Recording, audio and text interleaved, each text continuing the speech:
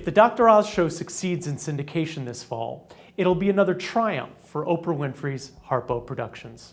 Produced with Sony Pictures Television, the daytime strip launches September 14th, and the show's star is ready for his close-up. My favorite thing is hearing your questions, because when you're brave enough to ask, chances are you've got a question that somebody else is too afraid to ask.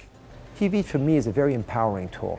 You know, I can be seen by millions, but more importantly, I can touch millions of people. I did about 5,000 open heart operations. Maybe I do 5,000 more. I'm still relatively young for my field.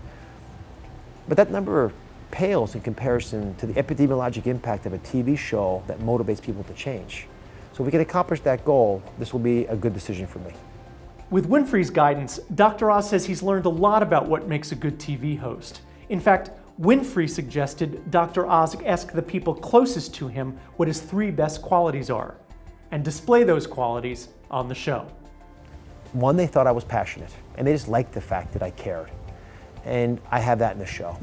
Secondly, they said, you know what, you're playful. I mean, you just make fun out of stuff, even when it's not fun, at least on the surface. And I've always thought about that, not as something I wanted to do, but it just made life more fun to be playful. And it makes me feel better, and it often will lighten the load of the people around me. And the last aspect of my personality that many folks told me they like was that I'm practical. Now, I have tons of other weaknesses. I mean, I can just go on what they don't like about me. But those 3 attributes, passionate, practical, and playful, are what folks over and over told me. And I thought, you know what, if that's what they like about me, if I can yield that part of my personality to television, that's what the audience will probably resonate to as well. Listen to your body. If it's bloating, you're having trouble processing food. So change your diet and you will change your waistline. Of course, focusing on health and wellness sounds pretty tame for daytime television. And Dr. Oz seems well aware he'll have to approach those subjects unconventionally. Our biggest obstacle is that people think they already know the answer. They already think they know about dieting and aging and sexuality and energy. They think they figured it out and there is no answer.